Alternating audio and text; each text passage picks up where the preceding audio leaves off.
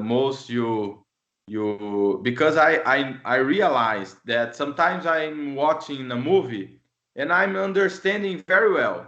Sometimes I get very proud of myself. Oh my God, I'm understanding a lot of things. But I noticed that when I try to, my speaking is not the same level that my listening, you know. Right. But because I don't practice in the same level I listen my speaking, because I listen a podcast, I watch a movie, but sometimes I'm not speaking all the time every day with someone, and that's the what you don't speak as we understand, because it's a question of practice, you know. Yeah, and to be honest, that's why when I'm like using Lingby, when I'm talking with another native, I try to dominate the conversation. I try to be the one talking 90% of the time, and I sometimes actually tell them, I say, so I know that it's good for me to listen to you talk as a native, but I can listen to anyone talk on a podcast. I usually don't say it this rudely, but this is being honest. I could listen to a podcast. I could listen to a movie. I'm not trying to practice listening. I'm trying to practice speaking. So like when Yeah. you talk to a native, that's when you got to really just use every second you have to practice your spoken. But I mean, you can also talk with yourself. That's a common tactic at home. Like whenever I take a shower. So like my tactic is each week I have an interview that I'm having with myself. I have a topic. Like this week, the topic was, when should you start speaking a language?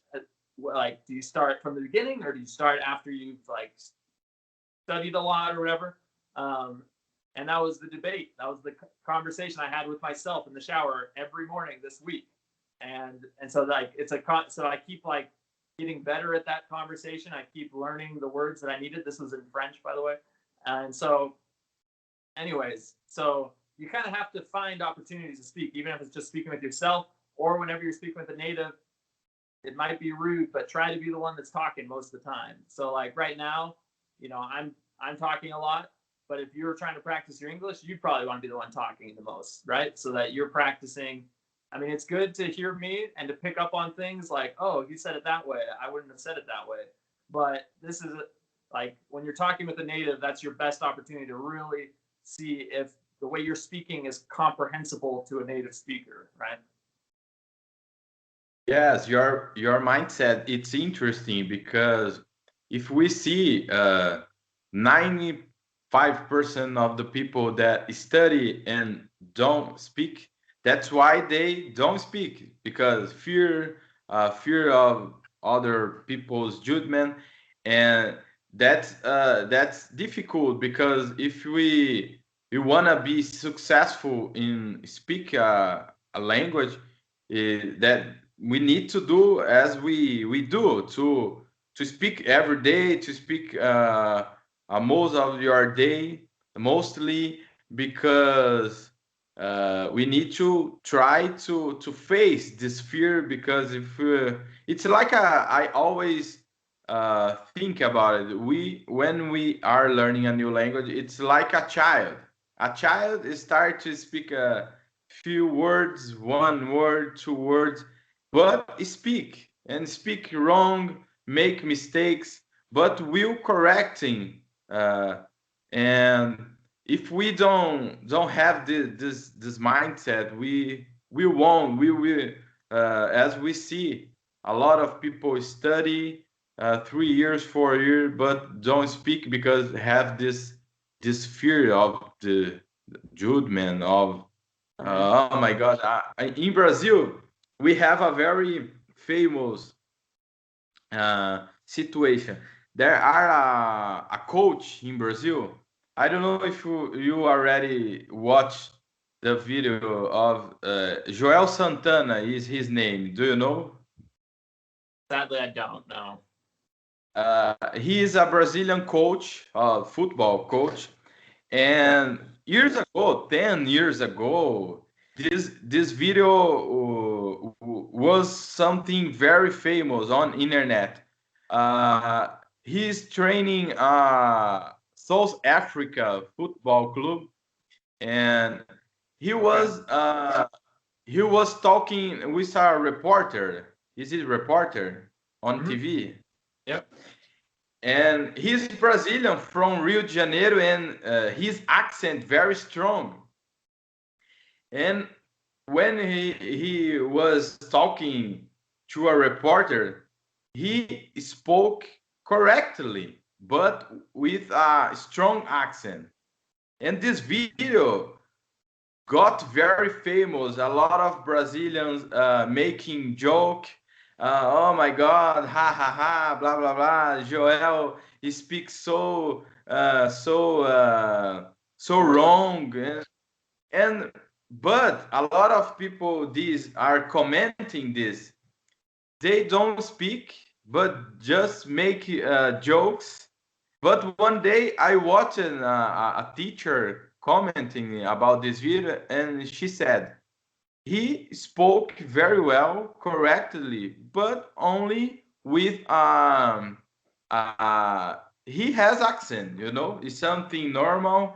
If we see that there are a lot of accents, if you watch Chinese people speaking English, we will see their accent. Indians, it's so complicated sometimes. Indians people to understand. It's something normal, and sometimes people focus a lot in this question of accent. Oh my God, I have accent. I need to speak as a American. I can speak with accent, and their focus and it's complicated because when you focus in a wrong direction, you stuck. Oh my God, I have accent.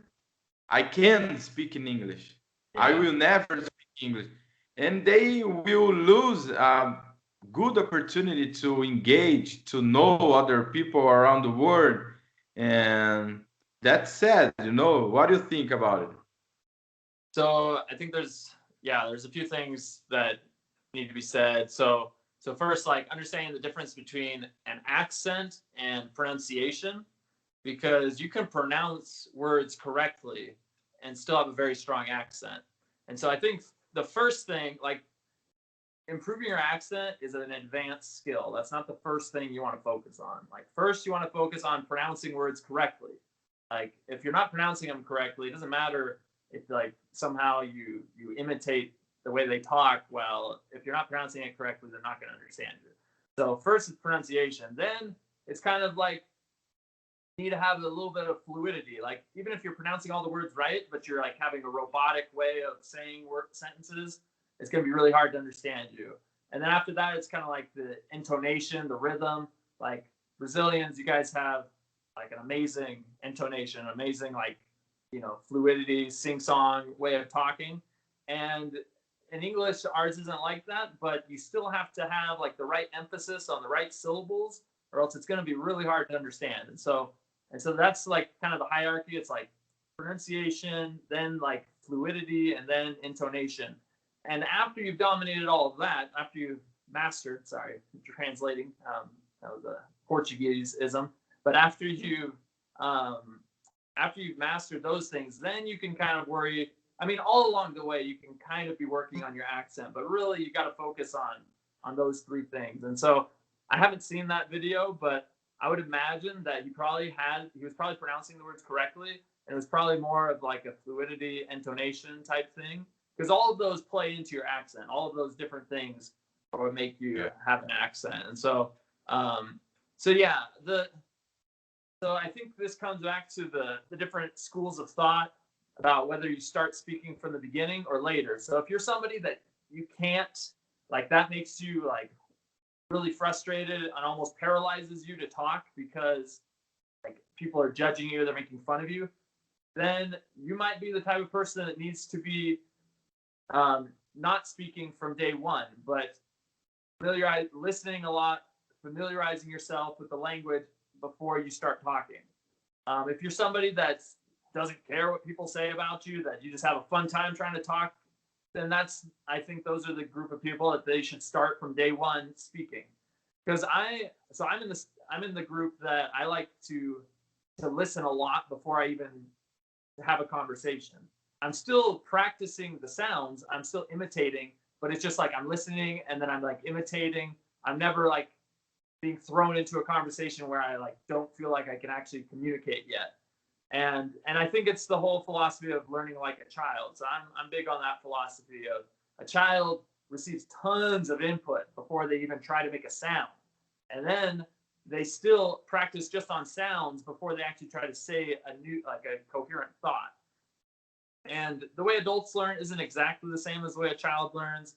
Like we have some advantages, some disadvantages, but I do like that philosophy of hearing a lot and just trying to mimic sounds. I think that helps with your accent. Like with Portuguese, that was what I did was I just listened a ton before even trying to speak, but I still was trying to imitate sounds. And I think because of that, from like the very beginning, people can understand me, even though I'm still like working, to get rid of my accent. I already knew the sound of the language. I could more or less make the sounds. It was just I needed to practice like the fluidity and like speaking more smoothly. But it wasn't like I have no idea how to actually make this sound because I had listened so much before speaking. Yeah. Steven speaks about it to listen a lot, you know? Yeah. I have watched a video.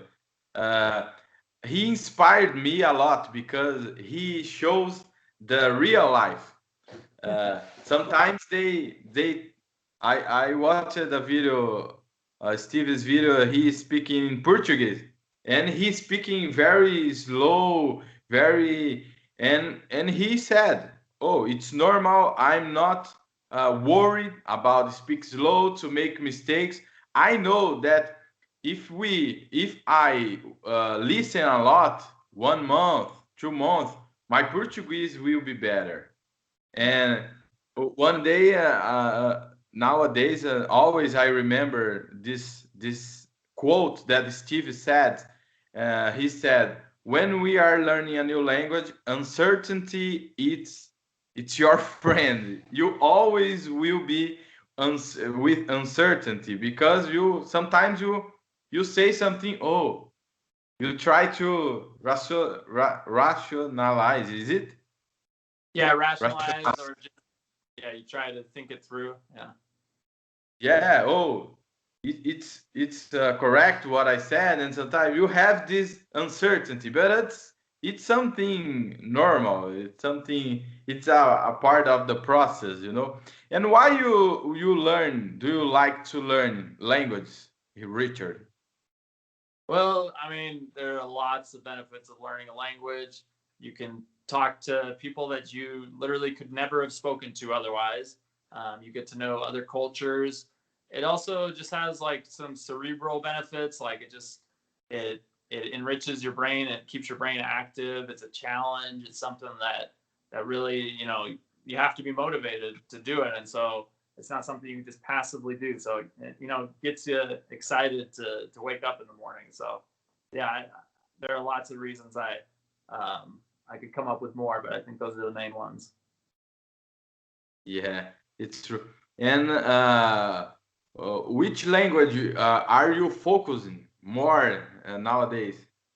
So that's the thing. So that's the purpose. That's why I started my Gringoglot channel, is because I want to get all three of my languages at about the same level. So the last year I focused on Portuguese. Like I'd always wanted to learn Portuguese, and then I just didn't. I maybe had the excuse that I didn't have the time or I didn't have like a clear reason yet. But during the pandemic, like right at the beginning, I just like went all in on Portuguese, just every day, hours and hours and hours of Portuguese, and and that was mainly because I needed like an outlet, like the for during quarantine and getting to know Portuguese. That I was able to meet Brazilians and get to know the Brazilian culture, and so that helped me a lot. But at the end of the year, I was like, I don't want to lose Spanish and French. Like I love Portuguese. It's if I had to be honest, I might say Brazilian Portuguese is my favorite language.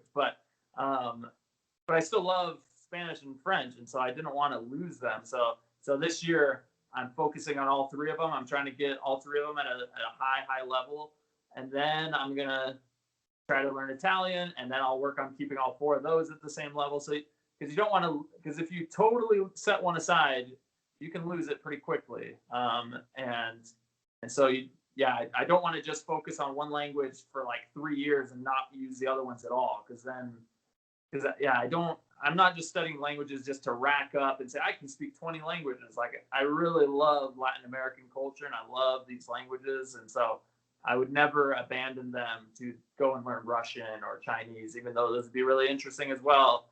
I've kind of fallen in love with the languages that I have already. Yeah, it's very cool what you said, because you learn a language because it's not the language specifically, it's the culture behind the language. It's Yeah. interesting this, because and I can tell that when you have this reason to learn something new, you will continue. We will going on, because sometimes if you, I need to study English because my boss said that I need to speak English. It's a very poor reason Oh to. yeah. You can study. You can study. As we can see, a lot of people study 3 years, 4 years, but it's not sometimes. It's a pleasure. It's something because someone spoke for them. Oh, I need to do that. I need to do this, but it's not a pleasure. There's no a strong reason behind of this. Yeah, no, that makes sense. And I forgot where you live. It's New Mexico, is it?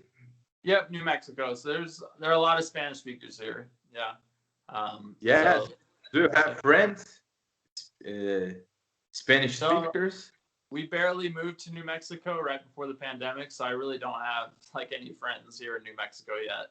Um, but yeah, I mean, every place I've learned, I've always been close to the Latino communities. I always interact with Spanish speakers, and um, half of my family speaks Spanish, so I have plenty of interaction with Spanish. I actually have a brother also that speaks Portuguese. I have one of my best friends is from Quebec, so he speaks French. So all of my languages are an intimate part of my life, even beyond just like my own studying. Yes, Spanish I think very interesting, because when I watch something, when I listen something in Spanish, I can understand a lot of things. But when I see, sometimes I don't focus on Spanish because I think, oh, it's very easy. It's practically it's practically equal Portuguese, but it's not in this. It is so easy. Yeah, I'm using link B as well in Spanish sometimes.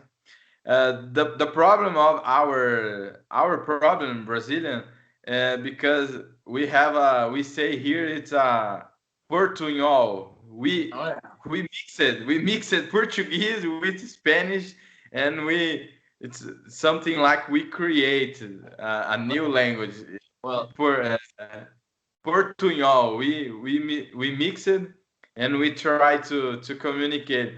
But I work at the hotel, and a while ago we received a guest from Chile.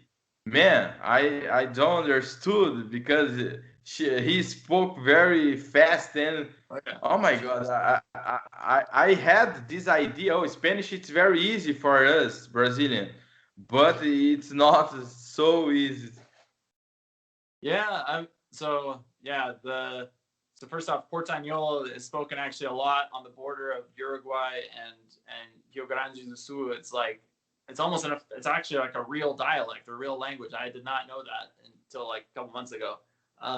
But yeah, avoiding speaking Portañol is a real struggle, and yeah, I feel like Brazilians probably understand like Argentines and Uruguayans easiest because they have similar sounds. So they like Xavi is like the same word. They don't say Yave. They make that sh sound. So I think that might help also. So maybe you have connections with like Argentine Spanish because that might be easier to understand. Um, but yeah, I do kind of think it's sad because there aren't very many Brazilians that I've met that really want to learn Spanish. It's kind of rare. And I think it's because, like what you said, it feels like it's almost the same language. It's like, for me, learning Spanish and Portuguese, they're just like such different cultures, so different from my mother tongue that it's like exciting. It's something new. Like I don't get excited about English. Like English is my mother language. It doesn't excite me at all. And so for you, it might be a similar thing. You feel like, oh, Spanish, that's almost like my mother language, Portuguese. Like it's not that exciting to learn. It's not that different. And so, because there's always some excitement in something new, right? It just has that attractiveness. Yeah. Yeah, of course.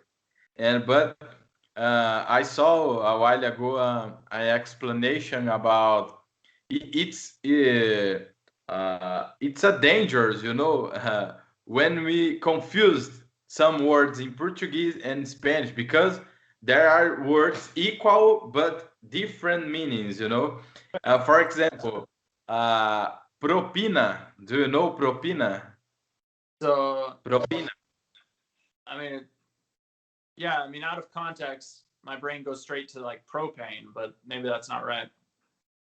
Propina in Spanish, it's like I don't know in English this word, but when, for example, you get at the hotel and Uh, someone helps you to take your bags and so on, and you give $5, for example. yeah, It's like a propina in Spanish.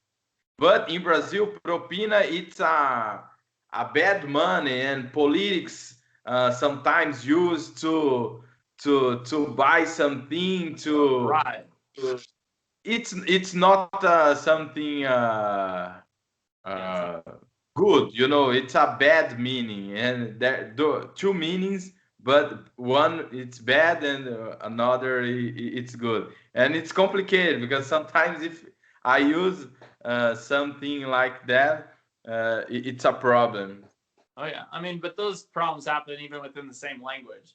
Like in Spanish, there are regionalisms. I mean, it happens in the same country in Brazil because you guys, you have regionalisms in your own country, but in Spanish, it's like between different countries, words mean different things, and it can be very funny or it can be like a terrible misunderstanding. And yeah, so um, little words here and there the meaning can change from country to country, and then yeah, definitely between Spanish and Portuguese as well. It's true. Yes, Richard, I think it's a good time for us. I appreciate you are available to record with me to make this video. Uh, let's make it now in your channel, later in Okay, after. And I'm very happy to talk with you. that'd be great. And Yeah, thank you very much. Do you want to speak more, or that's all for us? yeah. No, I think I we've don't know talked if about you, I don't know if you have any thing to do. anything to add. Yeah.